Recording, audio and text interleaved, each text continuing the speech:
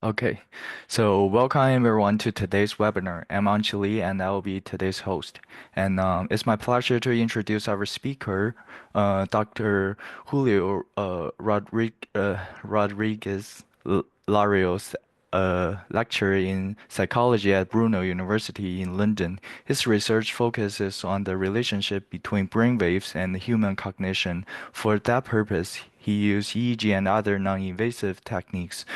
During his PhD in KU Leuven, he investigated how neural oscillations in the theta alpha frequency range and modulated in different cognitive states, such as mind wandering and meditations. After that, he worked as a postdoctoral researcher at Columbia University in New York, where he developed analytical techniques to better characterize neural oscillations in EEG. Okay, let's welcome Dr.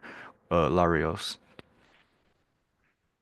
Thank you very much for the nice introduction, kid. I'm sorry for my complicated surname, double complicated surname, but you pronounce it perfectly. Well done. Yeah, so yeah, thank you guys for inviting me. I'm pretty excited to talk about a bit about my research and introducing a couple of topics that I find really interesting. Um, Angie, I think that you said that questions will be at the end. I don't mind if anybody wants to ask something in the middle of the presentation or, I mean, discuss it. I'm really happy to do that. If you prefer to do so, up to you guys. Yeah, so as you mentioned, I'm a lecturer in psychology at Brunel, and today I'm gonna be talking about brain waves during meditation. That is one of my favorite topics, an EEG. So since I was told that okay, the audience is going to be kind of diverse in terms of um, background, I thought I could talk about mindfulness and mind wandering, like really generally EEG, just neural oscillations, just give a bit of an introduction to the topic. Although I know that some people here are really acquainted with that, and then I would just give you a brief summary of my research. I'm gonna check time also. Meanwhile, yeah.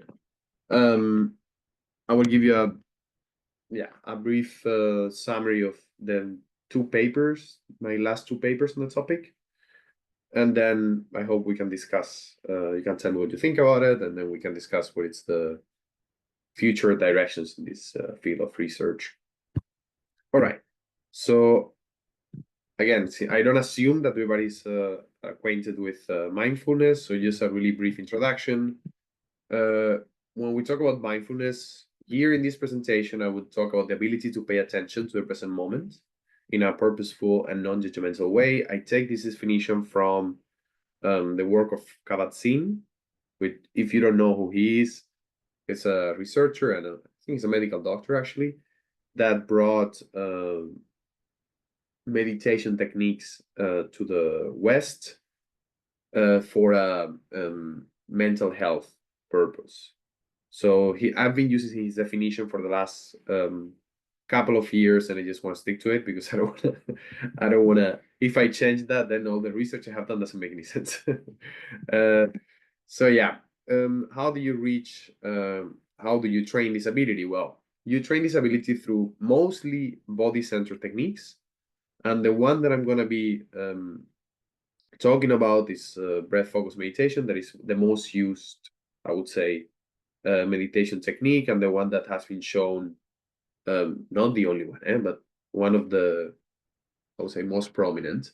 And they have been shown to have some positive effects on mental health. That's why, I mean, at the end, I'm a psychologist, and I was interested in knowing the mechanisms of actions of these um, meditation techniques because we know that they have positive effects on mental health. Okay, let's continue. One of why sitting for a few minutes a day, focusing on your breath, would have positive effects on health, right? That's something that I thought about and I found really interesting, and I spent a lot of time doing my PhD thinking and doing analysis to figure that out. One of the mechanisms of actions that have been proposed is mind wandering. So, mind wandering, for those that haven't heard about this concept, can be conceptualized as the opposite of mindfulness. Mind wandering can be defined as spontaneous, self-generated thoughts, often reflecting self-referential thinking in terms of memory, future plans, and fantasies. So basically, an example of mind wandering would be you're supposed to, I mean, I'm thinking about meditation, but you can apply that to anything in life, right? You're supposed to be here listening to me, and now instead of listening to me, you're thinking about what you're gonna have for, in your case, lunch, in my case, dinner. So that would be an example of mind wandering, and a spontaneous, self-generated thought, and you are not on task, you're thinking about something else. Okay? Again, I'm gonna stick to this working definition from a small schooler. I am aware that there's a bit more nuance in this definition, what is mind wandering, what is not, but let's stick to this for now. We can discuss more later. So we know that mind wandering has a negative effect on mood. There was a really famous paper, I think it was called A Wandering Mind is an Unhappy Mind, if I remember correctly. And supposedly mind wandering is reduced after mindfulness training. So it's kind of a straightforward answer, right? Like, okay, maybe mindfulness training, meditating, focusing on your breath every day for 20 minutes trains your attention. So you have reduced mind wandering in your daily life. And then maybe this has a positive effects on your mental health. I know this sounds super simplistic. It would be amazing if that would be the case. And we have a really clear, straightforward answer. Okay, how do we measure this supposedly reduced mind wandering after meditation training? Well, one way you can do it is through experience sampling. So basically asking different ways that people where they were focusing on whatever task or if they were thinking about something else. So if mind wandering is affected after meditation training, we should be able to quantify this through brain activity. On top of, apart from self-reports. So this is something that I've been always interested in, looking for this marker, brain marker of mind wandering, so we can objectively assess whether mind wandering is reduced after meditation training or during meditation practice. Okay, the way I have been looking for these brain correlates is through electroencephalography. Again, I don't assume that everybody here would know what is EEG about, but it's basically a method that allows to measure electrical activity coming from the brain with a really good sample resolution. It's relatively old, and I always say to my students that it has a funny origin because the guy that invented EEG, he wanted to demonstrate telepathy. Didn't succeed, but at the end we got a really cool method. So this is how it looks like. You see my laser? Yes, right? Yeah. So this is how it used to look like, and this is how it looks like now. And now we have this really mobile, easy versions of EEG. I actually have one at home for a couple of hundreds. So the mechanism is the same. You have one active and one reference electrodes. You can measure brain signals that are between 10 and 100 microvolts. The rest is not brain signal, it's noise, fortunately. Yeah, as I said, like you have mobile EEG nowadays that it makes the recording really easy. I'm not gonna elaborate on this, but just to let you know that the EEG is supposed to originate from extracellular currents. So it's basically the synchronized activity of large portions of cortex, and the EEG is generated mostly by pyramidal cells that are orthogonal to the scalp. So you don't measure every type of neuronal activity with EEG. You measure mostly pyramidal cells orthogonal to the scalp, and those are closer to the scalp. So I like to show this metaphor as a way of just showing to students how big and broad and large is the proportion of neurons that we measure with EEG. If you will measure the action potential of one neuron, we can talk about one person interview. if you will measure the local field potential from a patch of cortex, you can only do this in animals, obviously, because, well, you can also do it in humans with epilepsy through ECOG, but you have this local field potential would be like equivalent to a busy press room. And then what we measure with EEG would be like a crowd heard from far away. So it's a large, again, whenever I show you results, just keep in mind it's a large portion of the cortex that is modulating its activity, and it's hard to localize in space. Okay, so I assume a lot of you have seen this picture before, but just to reiterate, with EEG, we have really not that great spatial resolution. We don't know where activity is happening, but we know when it's happening. Okay, so we have really great temporal resolution and not that great spatial resolution. And this is how the EEG signal looks like.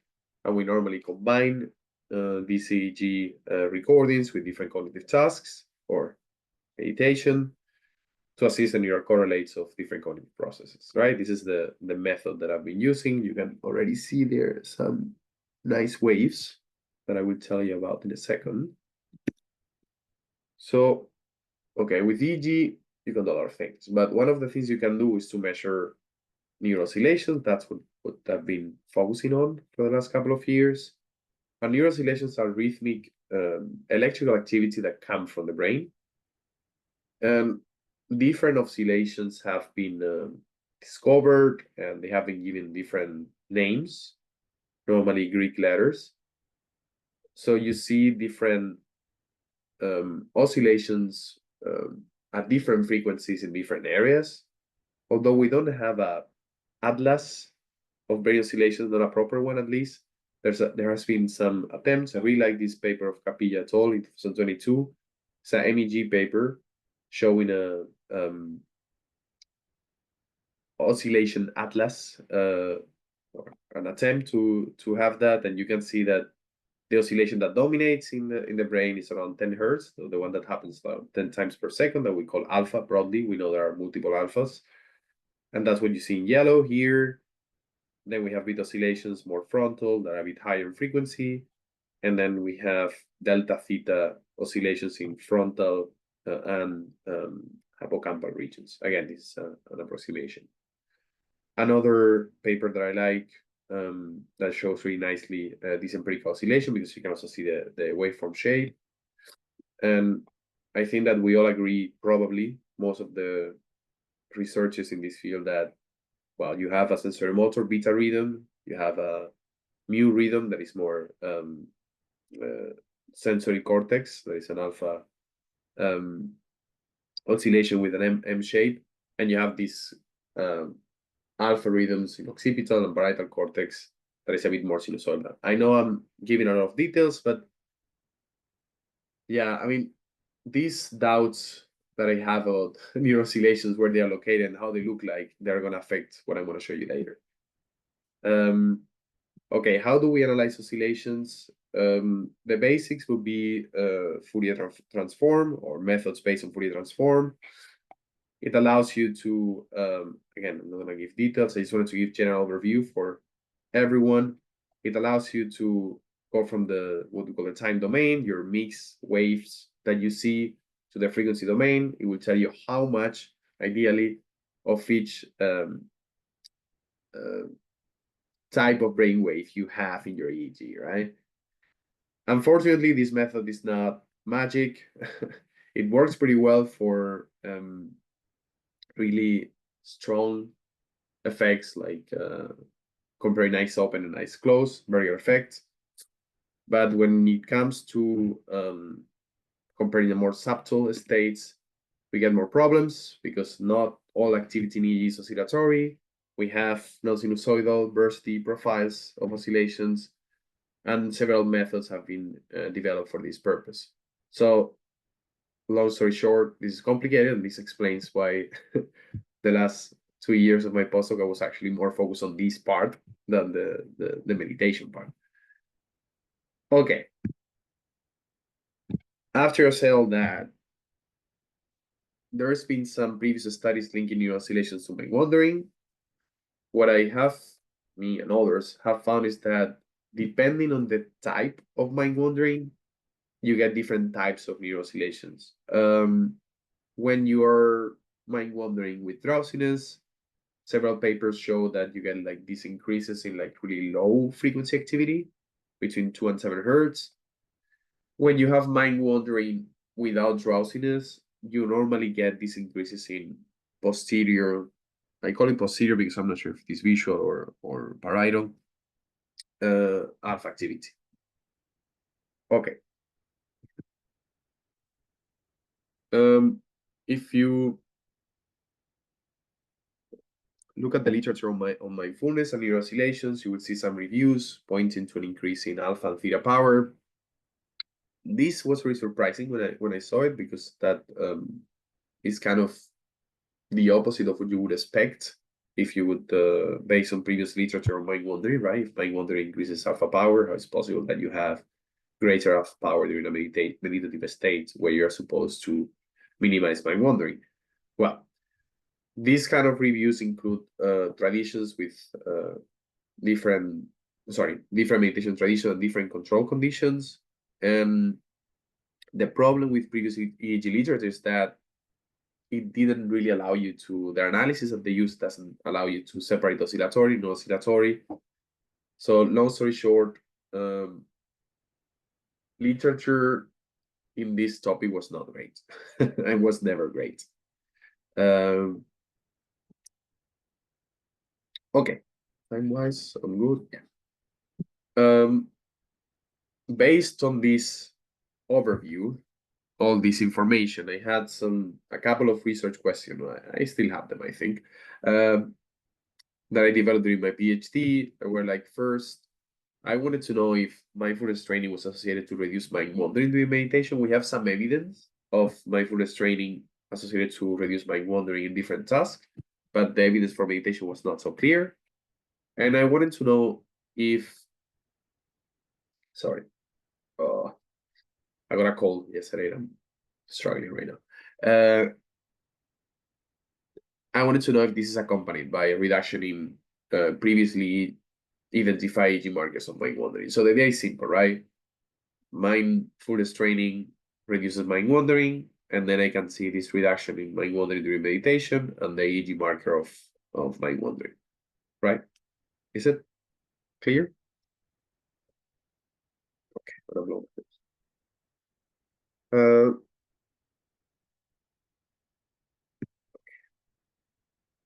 so I ran 2 studies. I want to show you, I mean, I ran more than 2 studies, but I want to show you these 2 studies. The first one in which I compare experienced meditators and novices, the EEG correlates of meditation. And the second one, I will test the effect of 8 weeks of mindfulness training. First study, 21 electrodes EEG, meditator versus novices. The meditators had more than 3 years of meditation practice. We got a rest, meditation, and meditation with experience sampling condition.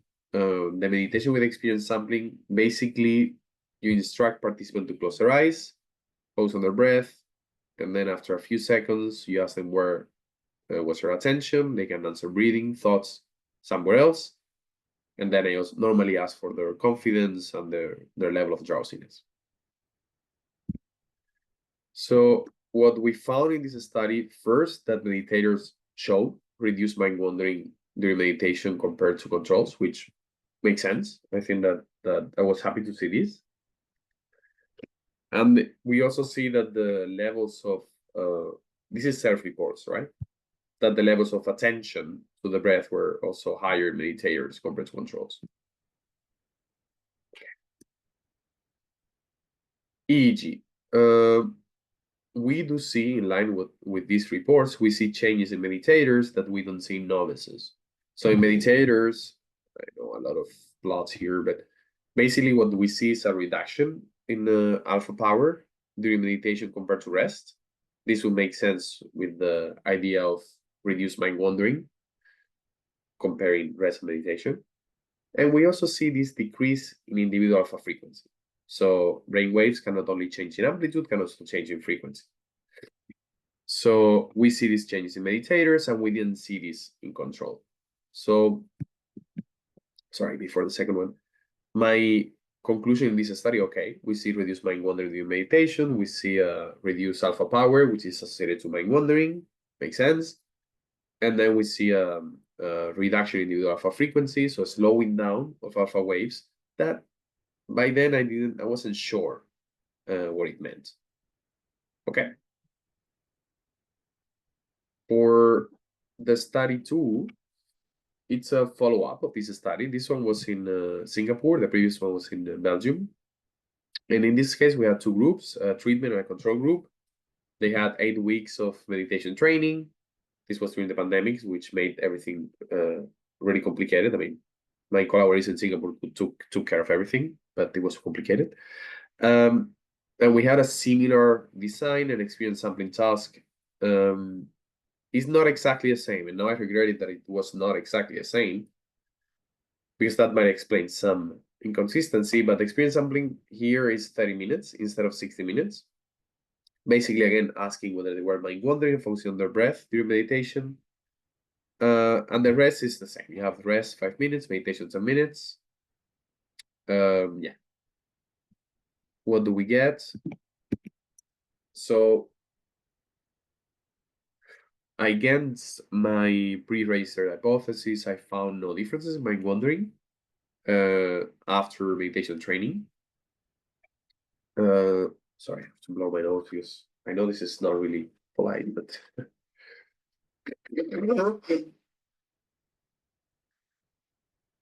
okay. So no differences in mind wandering after meditation training. That was surprising. So no difference in drowsiness either, but we do find some differences in alpha frequency in line with what we found in meditators before, right? We saw like meditators tended to have this reduced alpha frequency during meditation, and we found that after 8 weeks of meditation, you have this reduction in alpha frequency. But this cannot be linked to mind wandering because we didn't find any mind wandering differences during meditation.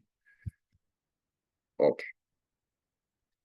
So how do I interpret no changes in mind wandering after a training? Well, several possibilities. I mean, one possibility is that the task was not long enough. In the previous study, I used longer experience sampling, like around 60 minutes of the task.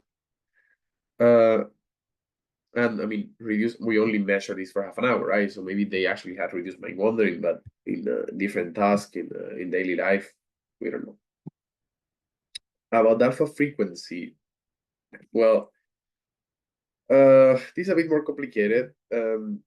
I was happy to see it because, as I said, like in the 2021 paper, we see this reduce alpha frequency in frontal electrodes in meditators. When you compare meditation and rest, and then when you do a novices, this meditation training for mindfulness training for 8 weeks, you also see this reduction in individual alpha frequency, also in frontal electrodes, when you compare the post and the pre-meditation, right? So I was happy to see this because it gives you some consistency.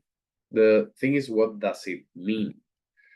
Well, we have a previous study showing that this reduced alpha frequency was actually there across traditions.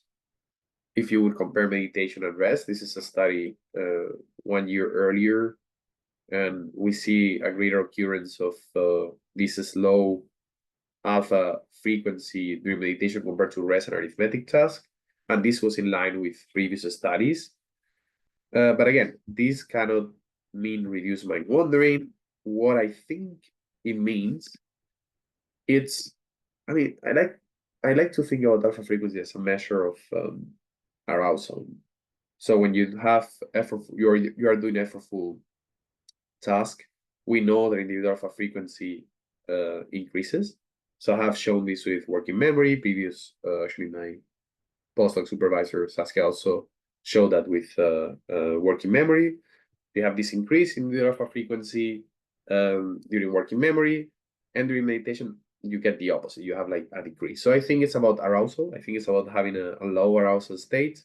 but without the drowsiness, because if you get drowsy, then alpha start disappearing, and you get these slow waves. So my interpretation of this finding is that I like to think about meditative state as an intermediate state. During wakefulness, mind wandering, you get a lot of these beta rhythms, alpha rhythms. When you're drowsy, sleepy, you get a lot of theta, delta rhythms distributed. Meditative states, I think that you get something in between. That is this kind of slow alpha wave that I think is reflecting low arousal and high awareness. Okay. So I think that these results can give us some insights. Well, that's what I expected into the mechanisms of action of mindfulness. So the way I think about it is like, I don't know, heart and brain, emotional, cognitive components of mindfulness. The cognitive would be improve attention and reduce mind wandering, which I think it does make sense, and there is some evidence for that. But I don't think it's the only component. You also have an emotional component that might be a general decrease in arousal and more sympathetic, parasympathetic activity that might have some health benefits, right? And again, these are not independent, obviously. So, okay. In study 1, I showed that experienced meditators have reduced mind wandering during meditation, and you have changes in EEG, reduce alpha power, and reduce individual alpha frequency. In study 2, I found that 8 weeks of mindfulness does not reduce mind wandering during meditation, but it does reduce alpha frequency. My interpretation is that reduced alpha frequency during meditation reflects some low arousal state. It's not mind wandering per se. I mean, you could be, in principle, mind wandering and really relaxed. So what is next? And this is what I would love to discuss with you guys.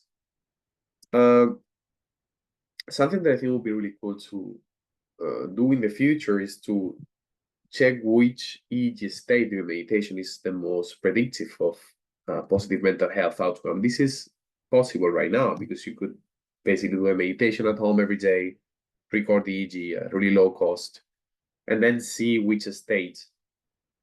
My hypothesis here would be like a low arousal state, a low alpha peak frequency state, if this is actually predictive of your mental health outcome. And another thing I'm really interested in right now is I'm learning how to use neuromodulation techniques. And at the moment I'm using TACS. And I would like to try to reach those healthy states, those healthy brain states through different neuromodulation techniques, right? You can promote a specific brainwave, you can promote the changes in power or frequency in different neural oscillations, and that can help you to reach certain states that might be helpful, useful for your mental health. All right. So this is all I wanted to tell you today. All data and code is available. I really tried my best to contribute to open science. So if you ever want to have a look at data, look at my code, you have any questions, please just email me and visit my open science framework page. And I also wanted to acknowledge people that really supported this work and contributed to this work.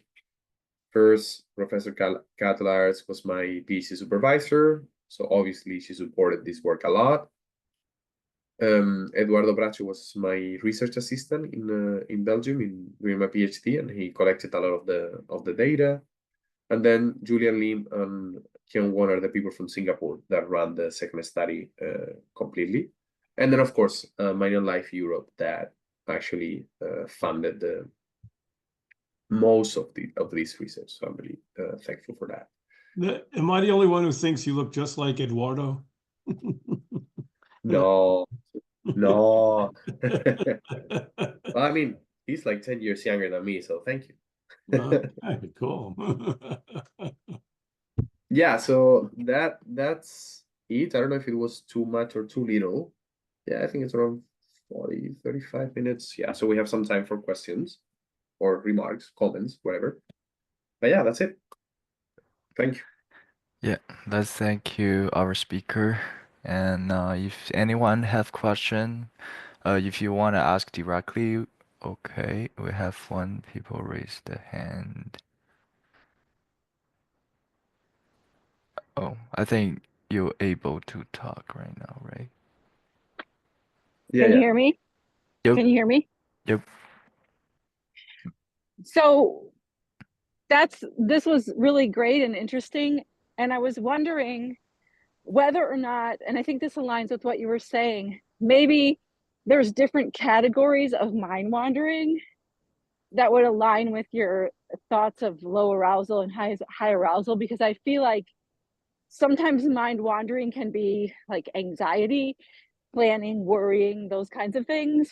But sometimes I feel like mind wandering is playing with ideas, which would be perhaps a high arousal, but a different kind of arousal than you might have when you had anxiety or worry.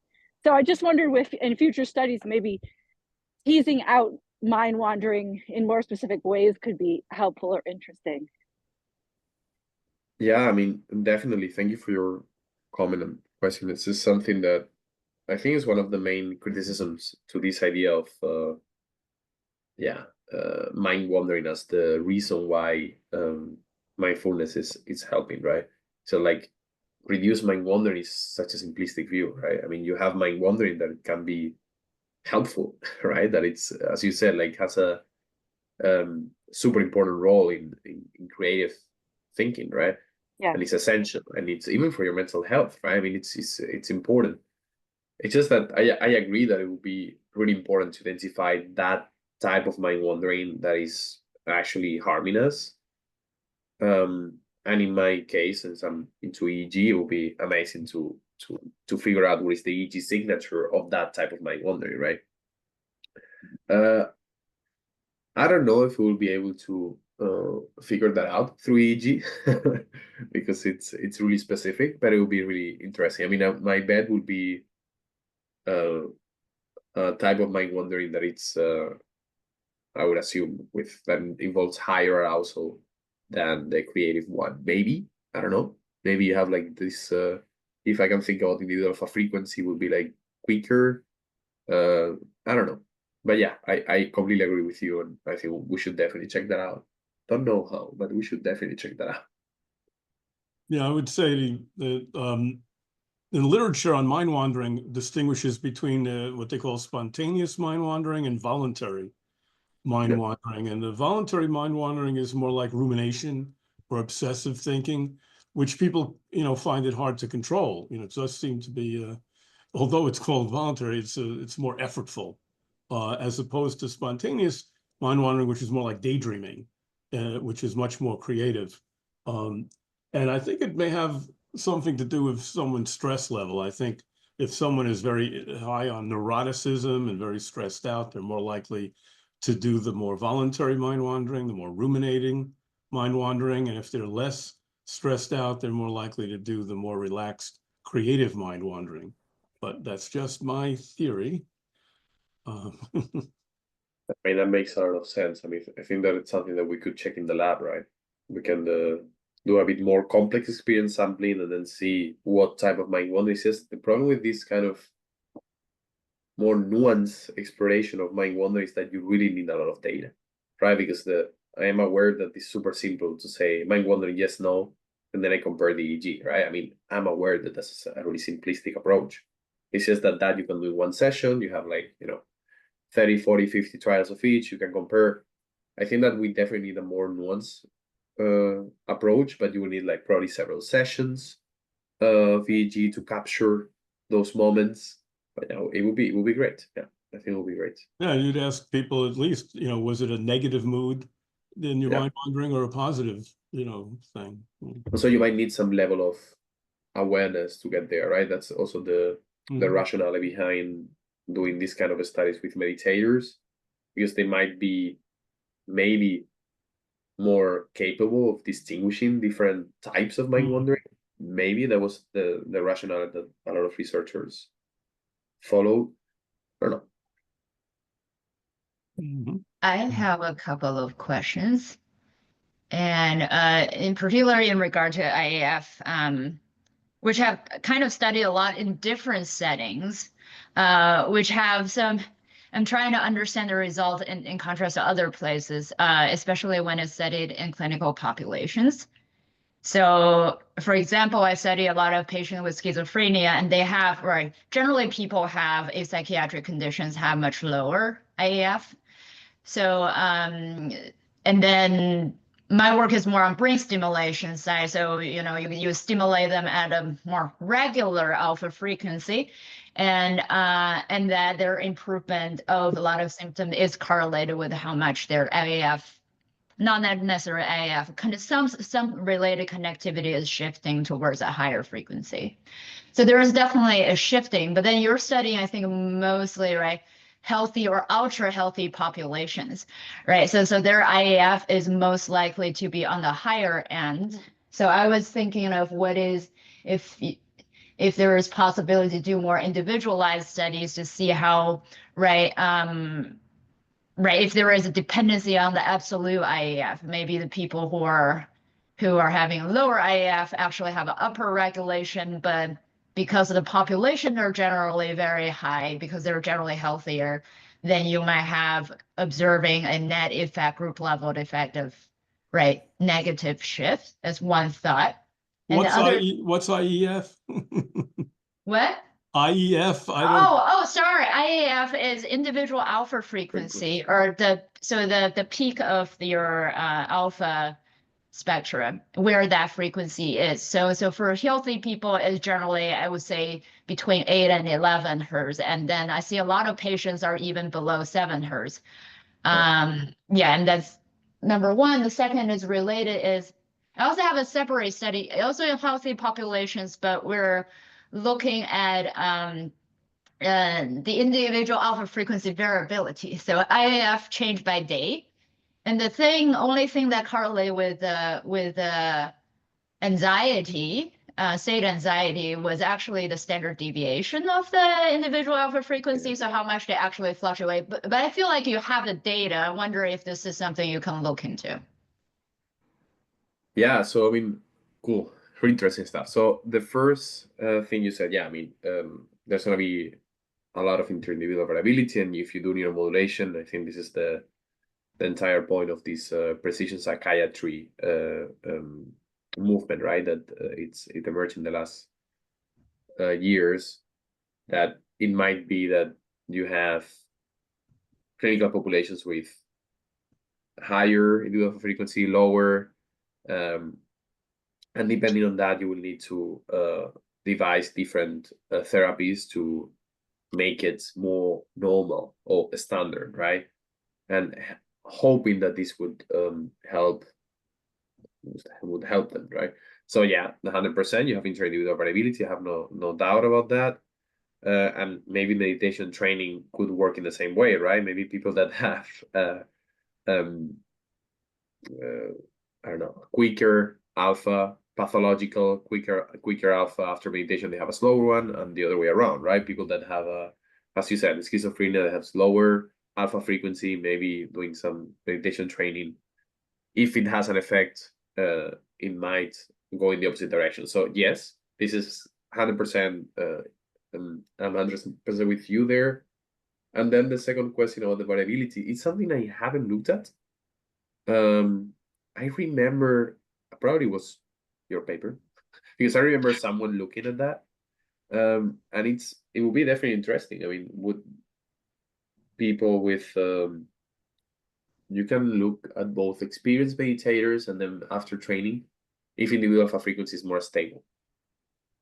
The changes in individual alpha frequency is also tricky to quantify, right? Because this is, I mean, you can do this estimation of instantaneous frequency. That is pretty straightforward, but we know that estimation has also some complications. So it's not. This was actually a home study. that was using Muse, and I just show some of it. This was actually over a month. So you record that, and you record the same amount of data every day for the same session of eye close, eye open, and stuff. We just So you use need eye close multiple because sessions. the signal is better that way. But Yes. then they record it at home for 30 days, and you can see that the fluctuation is Oh, the that's cool. That's cool. there is actually that data is also open online. I don't know if that's something you would be interested in with the anxiety score as well. But if you have the longitudinal study, like I guess you have, right? They're doing training and then Yeah, but we only have 2 recordings. So I see. before and after training. So you could look at, I thought that you meant looking at individual alpha frequency during meditation and how it changes, like within one session. You could look at that, right? Like maybe the variability after training changes. I think that it will also work, to be honest, but you have more parameter to define of what how to calculate IF. Yeah, it's a bit more, it's less robust than the way you do it with several sessions. But yeah, it would be interesting. I don't know what it means though, because I mean, if individual alpha frequency, I think it's related to changes in arousal. That would be like if you have more variability, would be that you have more changes in arousal in meditation. That would be more novice, I guess. Well, more experienced meditators, I assume they would have a more stable alpha frequency, as they would experience maybe less mind wandering, less distraction, and less. Yeah, that would be an interesting question, actually. Well, Monckson measured anxiety, she mentioned. So I really think you need a few psych measures also if you're looking longitudinal to see if people change in their perceived stress level or anxiety level. Because, neuroticism is sort of defined as fluctuating emotions, as volatility. And so it could be related to that same variability in alpha. It's that variability in emotional volatility. Yeah. Probably that was the way you interpreted, right? Sorry, your name, I think I missed it. Nansen.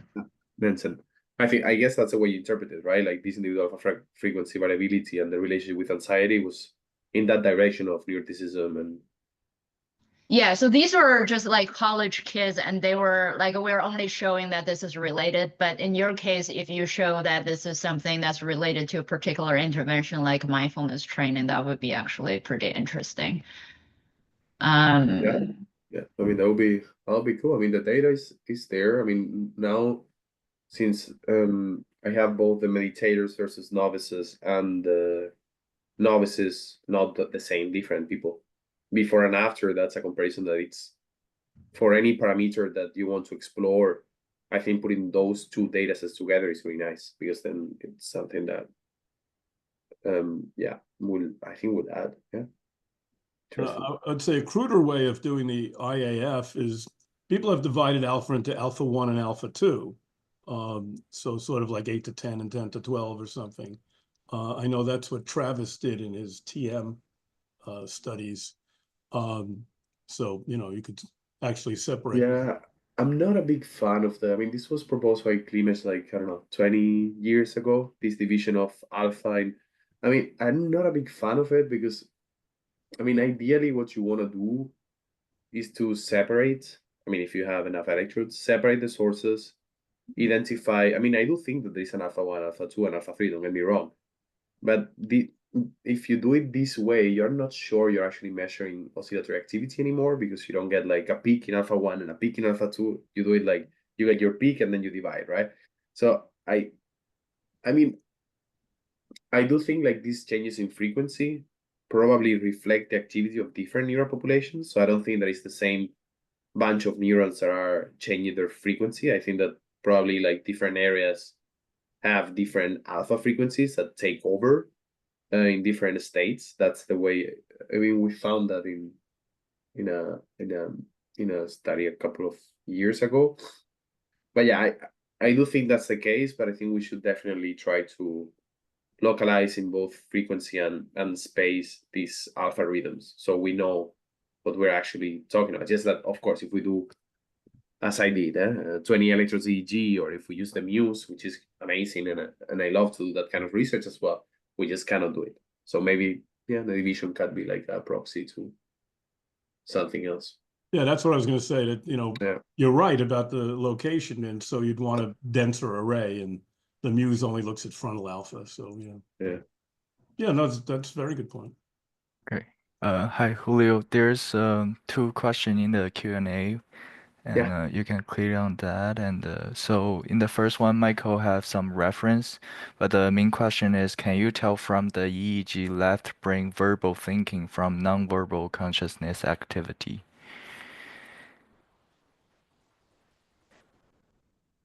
Sorry, I'm reading this a long question. I need to process this information.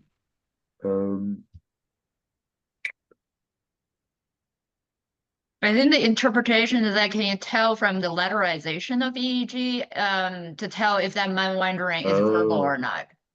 Oh, that's a really good point. I mean, what we said, like, how could we characterize mind wandering that is a bit more positive and negative? And I know there is a theory about alpha symmetry and this approach kind of behavior. I think that, I mean, I didn't work in that topic, but I know that valence can be associated to asymmetry in alpha waves. So that could be definitely interesting parameter to look at. It's possible. I mean, the answer to your question is I haven't checked, but it would be really cool, and theoretically it would make sense. Maybe like adding this alpha symmetry to the alpha peak and the alpha power parameters. Maybe it gives you like a better characterization of happy mind wandering, non-happy mind wandering. That's a really Also, cool. verbal mind wandering, we're Yeah. going to be studying mantra meditation. And so we're going to be able to detect inner speech is what we're looking for. And when you talk about verbal, rumination, that's going to be heavy on inner speech. So I think that's something to look at. Okay. Definitely, yeah. And the second one is how game addiction can affect brainwave activity. Will meditation able to change their brainwaves and behavior? I haven't done research in game addiction. I think there's something about like affecting attention or attentional capacity, but I don't dare to say anything because I'm really not an expert in that. And the second part, I mean, yeah, I mean, I would assume yes, it would affect brain activity. I mean, and how meditation can change that, I don't know. We'll have to test that, right? I mean, we'll have to see whether game, maybe there's some papers out there, I don't know, whether this addiction to gaming is associated to changes in alpha activity during gaming or rest. I would be surprised, but and then, I mean, my bet would be that it would be really interesting to do research on that, because I don't know, you could argue that maybe this kind of addiction gives you some sort of distractibility, some attentional problems, and then of course with meditation we're training attention at the end, right? So I don't know, might be useful, but not my specialization. Haven't done any research on that, haven't read papers about that, so I don't know. It would be cool to check. That's my answer. I imagine it would be similar to gambling addiction. Yeah. And maybe some OCD things. But in general, meditation has been used for smoking cessation, for dealing with various addictions, and has been shown to be pretty effective for that. Yeah, it has been used. And it's, I don't know if about gaming exactly, but it has definitely been used. Sounds good. Do any others have questions for our speaker? Okay. And I have one question for you, and it's like when you said you checked the mind wandering part is like reduced. When you said it's because you're looking at the alpha peak reduced, or so how you check that like the mind wandering is reduced? So yeah, let me go back to my. So we have two things here. Okay. So we do we check the EEG, but we also check the self-reports and behavior, right? The Mm. only proof of reduced mind wandering that we have, that we know that is mind wandering for sure, is the self-reports, right? You ask them during meditation, like using this kind of experience sampling, a few times they hear a bell and you ask them where you focusing on your breathing or your thoughts or somewhere else. And that's what we find that is reduced in Okay. meditators versus novices, right? Yeah. In Oh. addition to that, we Mhm. find that during meditation, meditators have less alpha power during meditation compared to rest, and we don't see that in controls. So my interpretation is that these reductions in alpha power during meditation are related to mind wandering, right? This is an Mm. interpretation. Also, we know from previous literature that mind wandering is associated to increases in alpha power. So, Okay. this is kind of a triangulation of that I think it makes sense. Although, again, the relationship is not so clear because sometimes when you're drowsy, you also report that you were thinking about something else. Mm. And then you actually get these increases in like more like delta, theta power, and alpha basically disappears. If you're really, really drowsy, like you're gonna fall asleep. And I actually got this from students trying meditation. So I see. Okay. Thank you. Thank you. I have another comment about, you mentioned that some of these results are across traditions. There's a big distinction in the literature between focused attention meditation and more of the like open monitoring meditation. Yeah. And Yeah. so, focused attention definitely sounds like it would evoke executive control, in particular, and that might indeed have effects on alpha due to the focusing, the concentration part, as opposed to meditation that kind of is trying to be effortless, trying to reduce effort. So the exact instructions that you give can emphasize even more or less the effort that people spend, staying on the breath. To what extent are they told, like you keep on that breath, versus, it's okay if it goes away and then you just come back. Yeah. I mean, 100%. I think like it would make sense if you have this focus attention meditation, you focus on your breath, alpha power is reduced because every time you focus on anything, as you said, effortful cognition, your alpha power is reduced. What I think that is different from any other like task is that you also get these states of relaxation. You're focused but relaxed, right? And I think that this kind of relaxation can be identified through a slowing of alpha. So that's how because at the end, otherwise, meditation and I don't know, doing an arithmetic task will be the same, right? You're focusing on something and that's it. What is the difference? They're also. I think that's what the individual alpha is reflecting. I think I had like we also had a Well, that's true. The meditative state is usually characterized as alert relaxation. At least that's the exactly. goal. Yeah. When we looked at in this study here, we compare meditation to rest and arithmetic, and we found these reductions in individual alpha frequency. So I think that when you're doing any kind of task that requires some effort, your alpha, your posterior alpha is gonna go down. That I think we know by now. When this task relaxes you, and this would be like, and it's relaxing, as this should be, could be, this kind of breath focus meditation, then you also have this slowing of alpha. And I think that this is a unique state that I wanted to depict here. But yeah, I mean,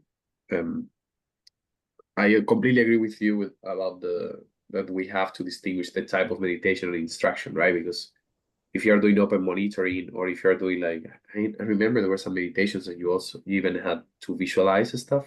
And that's basically mind wandering, right? So obviously that type of meditation maybe involves, I would assume, increases in alpha power because you're visualizing stuff, you're mind wandering, you're thinking about stuff. I don't know. So we definitely have to be clear about which meditation technique we're investigating and how we interpret the findings. Well, in some of the visualization, you are supposed to stay on a particular image, so there would be some focus on your visual imagery, and like in Tibetan Buddhism, they have that. But I think this is great. I think we really need to collaborate with you. Yeah, happy to do so. Just let me know. I mean, at the moment, I'm not running any meditation studies. I'm working mostly on the on neuromodulation because I've been always wanted to do neuromodulation techniques. I'm working with TACS right now. Because yeah, when you do oscillations for a long time, you're like, okay, I want to see what happens when I actually try to modulate the brain through electrical currents. But yeah, it's something that I'm still really interested in, and really happy to collaborate and to do stuff together. Well, Monkston, aren't you interested in stimulating the brain?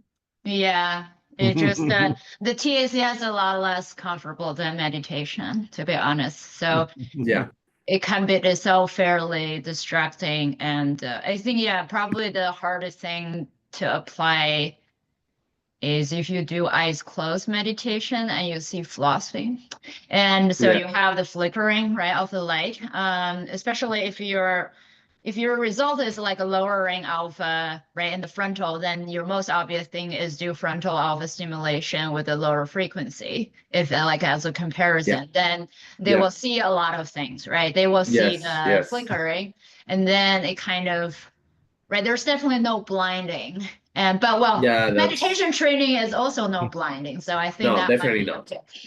Yeah. So Yeah, I mean, that's one problem that I mean, we're trying now, TCS, and a lot of them report these phosphines, right? These flashings, and I mean, I think could be something interesting to explore to combine. It's something that I've been wanting to do for a while. Combine meditation with TCS to see if it would bring any benefit. Mhm. But yeah, I see your point. When I talk about these, they're like, yeah, but when you meditate, you're trying there to focus on your breath, and then you see flashes, and you feel this thing here tapping that is not. I mean, it doesn't hurt or anything, but it's not nice. Right. Right. Yeah. Some people So have more discomfort than other people. I think that's more Yeah. realistic for clinical populations, right? Like I think maybe combining the stimulation with meditation gives you like an extra boost of the stimulation effect, because I know that you reported really interesting stuff with stimulation in clinical populations. So maybe the question is, the task that they do during the stimulation doesn't matter. Maybe doing meditation and then Yeah. stimulating at the same time, maybe That it can is, boost the effect. You're Maybe. touching upon the greatest question in the neuromodulation, at least TACS. Yeah. Well, right now, all the clinical trial we did were like watching fish videos, right? So they're sitting there and they watch Fun. a video of fish, which is also relaxing. Like you Yeah. can say you focus on this fish, that might work better because the water in that underwater SeaWorld video have a lot of like light flickering, right? So the purpose is Yeah. more like them focusing on that video, just watching that video, so they have like less discomfort with that. Yeah, I'm thinking maybe maybe actually a like image based or eyes open type of meditation would works better with TACS. Because if your eyes closed, it would be a lot more obvious, right? I would be distracted from anything else. I would probably will work better if you just tell me to focus on the flickering, and then I will do better with Yeah. meditation. But if you do a task involve like a focusing on an image or like video or a particular fish, that might work better. Yeah, I mean, combining would be interesting, definitely. That for sure. It's a good control group is to have the people just watching fish. Yeah. Yeah, I mean, ideally, I mean, I would have sharing here my grant rejections. I actually wanted to. I want to do that. I would love to compare. I think it would be something that we should definitely do. Compare TACS meditation and combine TACS and meditation. TACS without meditation, watching fish documentaries, and compare all these results, right? Because at the end, meditation is a neuromodulation technique at the end of the day, right? You're trying to modulate brain activity through a specific technique. So it would be a great to combine all these. Let's see if I get funding for that. Yeah. I'm happy to talk more. Also, the blinding is like not that bad for TACS. I think for TMS it's harder.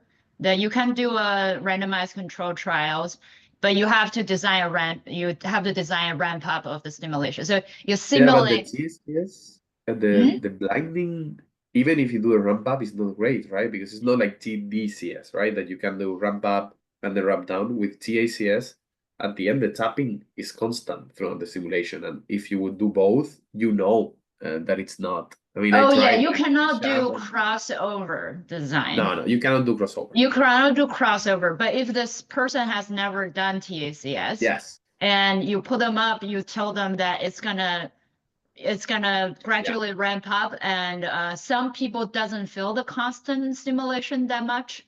Yeah. So it's not implausible. So you do a ramp up, ramp down, it's fine. But if you cross over, they immediately know, right? You immediately Yeah. unblind that, yeah. They will know. Yeah. Yeah, it's complicated. Okay, so I think that's all. Nobody have more questions, and let's thanks our speaker again, and thanks for everyone to join this webinar. And I will stop recording. Thank Thank you. you. Super helpful.